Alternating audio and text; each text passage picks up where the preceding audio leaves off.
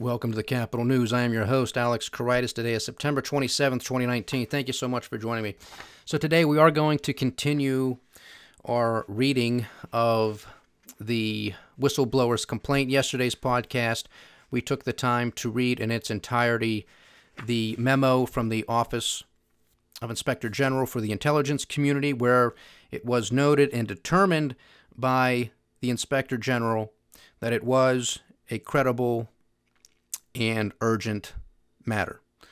And we went through those definitions. We went through some of those statutes that they were citing. We talked about, of course, this whistleblower appears to have a political bias. Nevertheless, given the preliminary review by the Office of Inspector General, they still made the determination that it was urgent and that it did appear credible. So we're going to continue with that. But first, I do want to talk about the markets because there was a little bit of news that I think is going to carry over into next week for certain.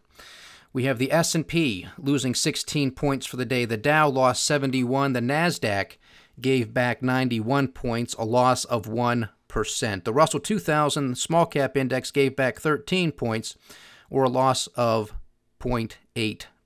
The Dow Jones Transports lost 0.7%, and the New York Stock Exchange gave back 0.4%. Oil, WTI, and Brent unchanged from yesterday's podcast. Gold gave back a little bit. It is now trading at $1,496 an ounce, so it has broken through that $1,500 level. Silver remains below $18 an ounce and is trading at $17.60 an ounce. Still, I believe the precious metals are in a bull market. So any type of pullback, as far as I'm concerned, is a gift. So if you're somebody who believes that and wants further diversification, buy low, sell high. The U.S. 10-year Treasury relatively unchanged from yesterday's podcast, and it is now yielding 1.68%.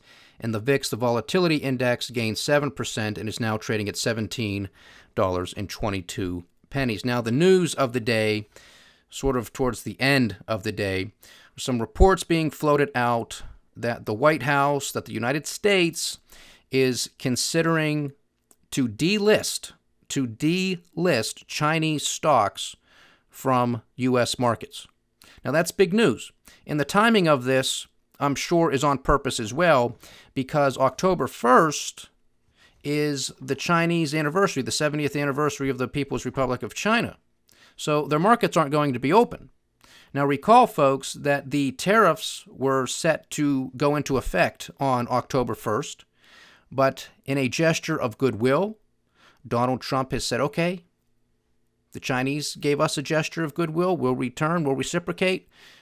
We're still going to keep the tariffs, but we're going to delay them. Since you're having your party, your celebration on October 1st, we'll delay them by 2 weeks. We'll put them out until October 15th.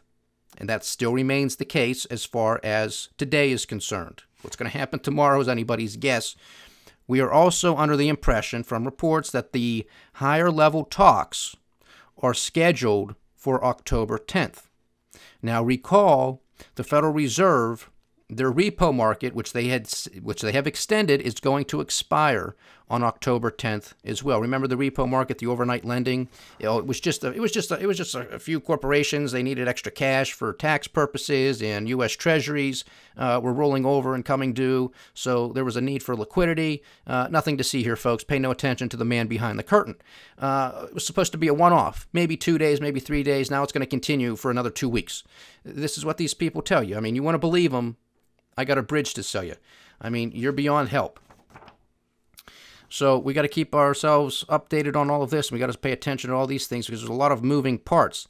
The other thing that we have to keep our eyes on this weekend is a continuation of Hong Kong protests. I mean, they know China is celebrating their anniversary this weekend. These protests have been going on for, 3 months now, with no end in sight. I mean, this could truly escalate this weekend. This could be a big middle finger, big double finger to China with these Hong Kong protests, knowing that they are celebrating their anniversary this weekend. We also continue to have the Chinese stating explicitly and publicly that they believe that in some regard the United States is behind or is involved with these Hong Kong protests. I can't deny that. I can't say that's not the case because it probably is the case to some degree. I mean, we are overtly staging a coup in Venezuela, so why would it be impossible or improbable to think that the United States, in some shape or form, is continuing to fan the flames with these Hong Kong protests? So there's a lot of moving parts that continue with these trade negotiations, which I have been telling you guys here for months, that this is just not about soybeans. It's a lot more than that. Okay, it's also clearly about the intellectual property, but it's also about these Hong Kong protests. Now it's going to be about the U.S. potentially going to delist Chinese companies from the U.S. stock exchanges. That would be a huge move. I mean, huge move. That would be a big blow against China. What would they do in retaliation would be a serious question to ponder. But that would be a big blow. The other thing that the United States is doing is they have placed sanctions on Chinese firms who are taking Iranian oil, which is not going to be looked upon as something that is a gesture of goodwill as far as the Chinese are concerned, because they need that oil. They want that oil. So again, a lot of moving parts here. Don't just pay attention to soybeans. Pay attention to the Hong Kong protest. Pay attention to the sanctions with Iran. You have to pay attention to everything, because everything can be a pawn or a poker chip on this game. And with everything that's going on politically, which we've been talking about and are going to talk about further here today, China might just say, what are we going to make a deal with this guy? He might be impeached. He might be impeached. He might be rendered completely ineffective. We don't know what's going to happen. So why are we going to even waste time with him? Especially given the fact that, you know, he might be impeached. Maybe he won't be convicted by the Senate. But still, I mean, we're just going to sit this one out and wait till November of 2020 because odds are you're going to lose. That could be their calculus. I don't know, but that's a possibility. So again, a lot of moving parts. We got to pay attention to all of them. Another thing real quickly before we get to the whistleblower's complaint is, you've probably seen this in the news yesterday. I did not have the time yesterday to note this, but the GDP for the second quarter has been confirmed at 2%. 2% GDP for the second quarter of this year. Nowhere near where President Donald Trump wants to be, 3, 4, 5%. We're not going to get there, but nevertheless, 2%. One of the bigger things of concern, as far as I would say, is the downward revision that was made to business expenditures and business investment. That is something that we have to continue to monitor, because that's a huge pillar of economic growth. If businesses are not spending and investing into the economy, well then, you know, jobs could be drying up, construction can slow down, a whole host of things will trickle down. We are again basically clinging to hope on the last pillar of this U.S. economy, and that is the U.S. consumer. And what we have seen also is an uptick in the savings rate. Well, typically I would say that's a good thing that there's an uptick in the savings rate, but since we are near peak of this expansion, in my analysis, this would also coincide with the consumer who is now becoming a little bit hesitant to open up the spigot. So that's something to be mindful of. Something else to be mindful of is because we're already at the end of the third quarter, if you can believe it already, okay? And so over the next month and a half, we're going to see earnings reports. We are starting to see, at this point, a lot of negative guidance, okay? So they're already starting to play the low hurdle game. The low hurdle makes it easier to jump over. We'll see if that's the case or if this is really going to be a bad quarter. Because remember our discussion on the cash freight index, they are predicting that by year's end, there is going to be negative GDP. So that could happen in the third quarter, it could happen in the fourth quarter. Again, that's the cash freight index. What caught my attention with these negative revisions, with these downward revisions, was that they appeared at the time being to be clustered around tech companies and consumer discretionary companies. So that's not good, folks. Why? Because the stock markets, particularly the S&P and the NASDAQ, have been lifted due to the tech sector. Well, if the tech sector is starting to put out negative forward guidance, that's not going to bode well for stocks. Secondarily, consumer discretionary companies are coming out and saying, yeah, we don't think things are going to be too great either in our Q3 earnings call. So there's your consumer. There's the last leg. There's the last pillar of this U.S. economy, which is not going to be good because of the ripple effects that this will go not only through the United States economy, but through the global economy as well. So you have consumer discretionary, which are, basically little toys and gadgets that you don't necessarily need, but if you got some extra dime in your pocket, you go out and you spend it, okay. Consumer staple companies, on the other hand, that's toilet paper, that's toothbrushes, those are things that you need on a day-to-day basis. So the fact that you have the discretionary firms coming out and lowering their guidance does not bode well for the coming quarter, and probably not well for Q4 as well, because we continue to see deterioration around the globe, which we highlighted in a podcast earlier this week, because we had PMI numbers come out that were just, they were terrible. They were not in the right direction at all. But this is what we've been talking about for months. This is now just the vindication that is starting to come through in the data, and for all intents and purposes, Germany is in recession. So that's sort of the economic news for now. We'll continue with this. Obviously, we'll keep you posted if anything breaks over the weekend. This whistleblower report or complaint, as it is, I'm probably not going to get through the entirety of it today. So look for me to finish this up on perhaps Sunday in our week look ahead segment or on Monday, because there was not a lot of news that broke throughout today, just sort of a continuation of people digesting the Office of Inspector General's memo and the whistleblower's complaint. So with that, let me take the time to read a few of these pages to you here this evening. So this is on August 12th, 2019. Dear Chairman Burr and Chairman Schiff, these are the chairmen of the Senate Intelligence and House Intelligence Committees, respectively. I am reporting an urgent concern in accordance with the procedures outlined in the following statute. This letter is unclassified when separated from the attachment. In the course of my official duties, I have received information from multiple U.S. government officials that the President of the United States is using the power of his office to solicit interference from a foreign country in the 2020 U.S. election. This interference includes, among other things, pressuring a foreign country to investigate one of the president's main domestic political rivals. The president's personal lawyer, Mr. Rudolph Giuliani, is a central figure in this effort. Attorney General Barr appears to be involved as well. Over the last 4 months, more than half a dozen U.S. officials have informed me of various facts related to this effort. The information provided herein was relayed to me in the course of official interagency business. It is routine for U.S. officials with responsibility for a particular regional or functional portfolio to share such information with one another in order to inform policymaking and analysis. So let me stop here, because this is interesting. Now, we are under the impression that this individual, this whistleblower, is a member of the intelligence community, either directly or indirectly through a contractor. Now, there have been some reports out there that are saying that this is a CIA analyst or operative, okay?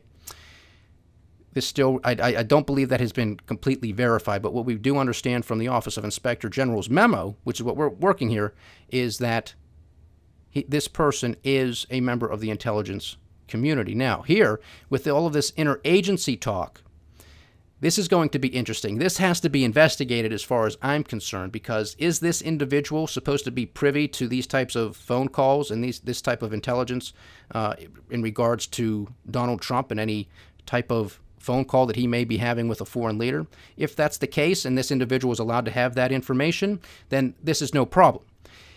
If this individual is not supposed to have this type of information, then whoever gave this individual this information about the president's phone calls in this matter, there's an issue, because that person has broken the law, because they have given personal, private classified information to somebody who shouldn't have it. So that's something that's going to have to be investigated. Continuing, I was not a direct witness to most of the events described. Now, he says most of the events. He doesn't say all of the events or none of the events. He says most. So perhaps there were some events that he was.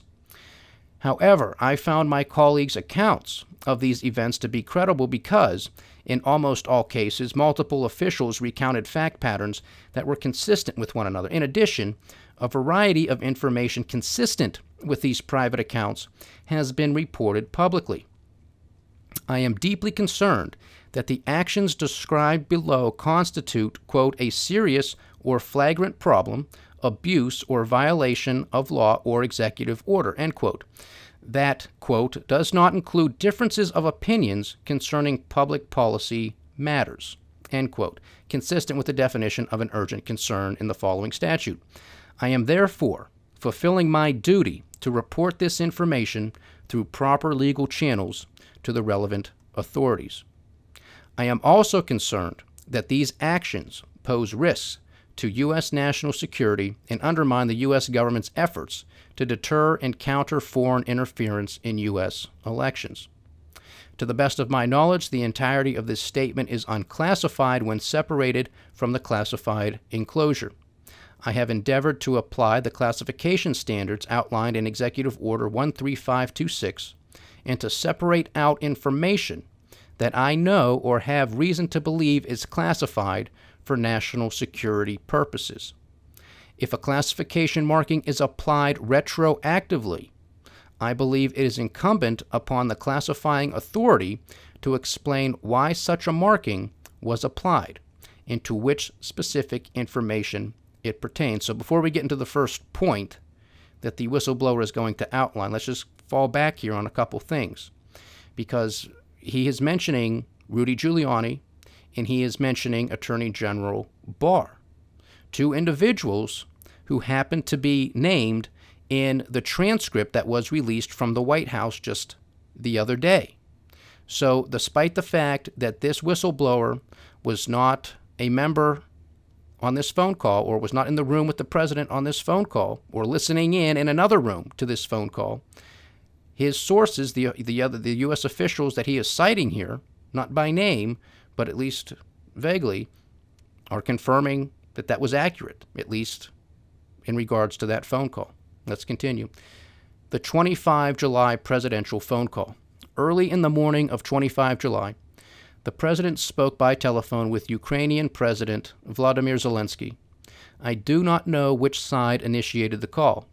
This was the first publicly acknowledged call between the two leaders since a brief congratulatory call after Mr. Zelenskyy won the presidency on 21 April.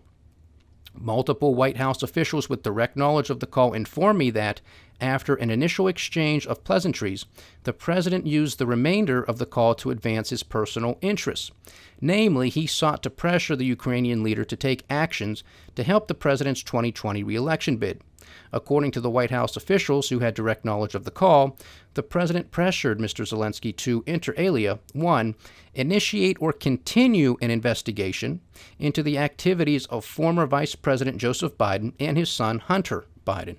Number 2, assist in purportedly uncovering that allegations of Russian interference in the 2016 U.S. presidential election originated in Ukraine, with a specific request that the Ukrainian leader locate and turn over servers used by the Democratic National Committee and examined by the U.S. cybersecurity firm CrowdStrike, which initially reported that Russian hackers had penetrated the DNC's networks in 2016. And thirdly, meet or speak with two people the president named explicitly as his personal envoys on these matters, Mr. Giuliani and Attorney General Barr, to whom the president referred multiple times in tandem.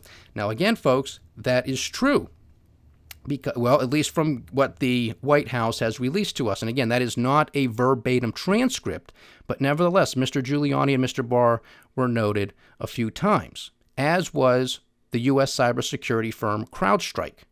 So whoever was giving this information to the whistleblower was privy to that phone call, which is outlined here. So this is giving credibility to it. You can call it hearsay because technically it is hearsay, because this whistleblower was not a member to this phone call. But the information that this whistleblower has received is showing to be credible. And this is from, again, that transcript or that memo that was released from the White House earlier this week. Continuing, the president also praised Ukraine's Prosecutor General, Mr. Yuri Lysenko, and suggested that Mr. Zelenskyy might want to keep him in position. Note, starting in March 2019, Mr. Lysenko made a series of public allegations, many of which he later walked back, about the Biden family's activities in Ukraine, Ukrainian officials' purported involvement in the 2016 U.S. election, and the activities of the U.S. Embassy in Kiev. See Part 4 for additional context. We'll probably get to Part 4 over the weekend. Continuing, the White House officials who told me this information were deeply disturbed by what had transpired in the phone call. They told me that there was already a discussion ongoing with White House lawyers about how to treat the call because of the likelihood, in the officials' retelling, that they had witnessed the president abuse his office for personal gain. The Ukrainian side was the first to publicly acknowledge the phone call. On the evening of 25 July, a readout was posted on the website of the Ukrainian president that contained the following line. Translation from original Russian language readout. Quote, Donald Trump expressed his conviction that the new Ukrainian government will be able to quickly improve Ukraine's image and complete the investigation of corruption cases that have held back cooperation between Ukraine and the United States, end quote. Aside from the above-mentioned cases purportedly dealing with the Biden family in the 2016 U.S. election, I was told by White House officials that no other cases were discussed. Based on my understanding, there were approximately a dozen White House officials who listened to the call, a mixture of policy officials and duty officers in the White House Situation Room, as is customary. The officials I spoke with told me that participation in the call had not been restricted in advance because everyone expected it would be a routine call with a foreign leader. I do not know whether anyone was physically present with the president during the call. In addition to White House personnel, I was told that a State Department official, Mr. T. Ulrich Breckbuhl, also listened in on the call. So this whistleblower is naming some names here. This is a State Department official, Mr. T. Ulrich Breckbuhl. I was not the only non-White House official to receive a readout of the call. Based on my understanding, multiple State Department and intelligence community officials were also briefed on the contents of the call as outlined above. Part 2. Efforts to restrict access to records related to the call. In the days following the phone call, I learned from multiple U.S. officials that senior White House officials had intervened to, quote, lock down all records of the phone call, especially the official word-for-word transcript of the call that was produced, as is customary, by the White House Situation Room. This set of actions underscored to me that White House officials understood the gravity of what had transpired in the call. So now this is very interesting here, folks, because according to the whistleblower's complaint, let me reread some of this, especially the official word-for-word transcript of the call that was produced, as is customary, by the White House Situation Room. So remember, earlier this week we said, here's what a transcript is. Here's my definition, which is what the definition of a transcript is. Verbatim, line by line. What did Mr. Trump say? What did Mr. Zelenskyy say? And you continue down. What did we get? We got a form that looked like that, but we got a note of caution that said this is not a verbatim transcript. So according to the whistleblower, there is a word-for-word transcript somewhere, as is customary. So, will that be proven to be true or not? Continuing, White House officials told me that they were directed by White House lawyers to remove the electronic transcript from the computer system in which such transcripts are typically stored for coordination, finalization, and distribution to cabinet-level officials. Instead, the transcript was loaded into a separate electronic system that is otherwise used to store and handle classified information of an especially sensitive nature. One White House official described this as an abuse of this electronic system because the call did not contain anything remotely sensitive from a national security perspective. I do not know whether similar measures were taken to restrict access to other records of the call. such as contemporaneous handwritten notes taken by those who listened in. Now, this is interesting because this is actually something that the White House has addressed, and they said, yeah, this is true. We put this in an extra sensitive compartment. And their rationale is because, if you recall, folks, very early on within this administration, there were leaks all over the place. So the president and his team had to clamp down because there were leaked transcripts of conversations between the president and then Prime Minister of Australia, and I also think between Donald Trump and the then president of Mexico. And there might have been others, but I do recall the release with that phone call between the U.S. and Australia for certain. So they were saying, look, we can't have this. We cannot continue to have these leaks because this is an actual issue because, look, if we're going to have all these leaks, then it's going to be very difficult to have any type of conversation with a foreign leader because they're going to be concerned that it's going to be leaked out to the press and everything's going to be made public. So that's legitimate as far as I'm concerned. However, we're going to have to see if that was actually the case because the president wants to come out and claim transparency because they gave us that quote-unquote transcript or memo, whatever you want to call it, but it was not verbatim, as was stated on that memo. However, we have the whistleblower saying that there should be a word-for-word transcript, as is customary. So that's going to cause a problem if there is a word-for-word transcript. So we're going to have to wait and see what happens there. Again, we have that ambassador, the special envoy to Ukraine, resigning, Ambassador Volker. So, you know, there's a lot of things are starting to transpire. So we got to pay attention to a lot of this. The other thing that I think is interesting is this whole CrowdStrike, the U.S. cybersecurity firm who, you know, oversaw some of the server in regards to the DNC, and how Donald Trump mentioned that during the phone call with President Zelenskyy. I have a question. Did the president mention CrowdStrike to the former president of Ukraine? Because Donald Trump has been talking about this narrative for quite a while. And if he's been talking about it for quite a while, and if he has been interested in it for quite a while, which clearly he has been because he's been talking about it, then was he working with the former Ukrainian administration? I think if that's the case, I think that's going to be important evidence that would benefit the president because he is doing his job as the president of the United States to look into matters of corruption with election interference. That's part of his job. It's most definitely a part of his administration's job. Whether or not you want to say the president has to be all hands on deck on it and have an understanding of every detail of it, that's another question. But it's something that the executive branch of our government should be looking into. That would support him.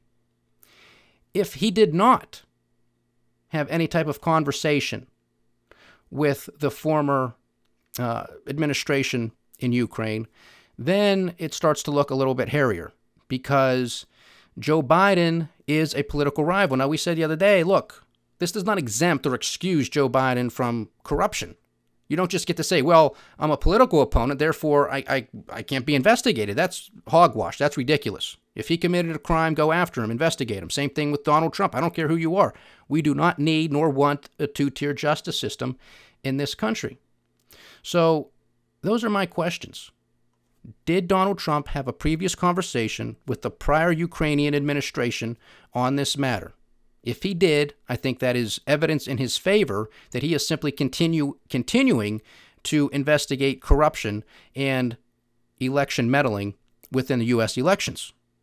If he didn't, then the timing of it looks suspect because Joe Biden is a political rival. Joe Biden is leading in multiple polls against Donald Trump, and it was brought up during that phone call with Mr. Zelenskyy. Now, as I had stated earlier in this week, and I still stick by it, as far as I'm concerned, asking a foreign leader for a favor does not rise to an impeachable offense.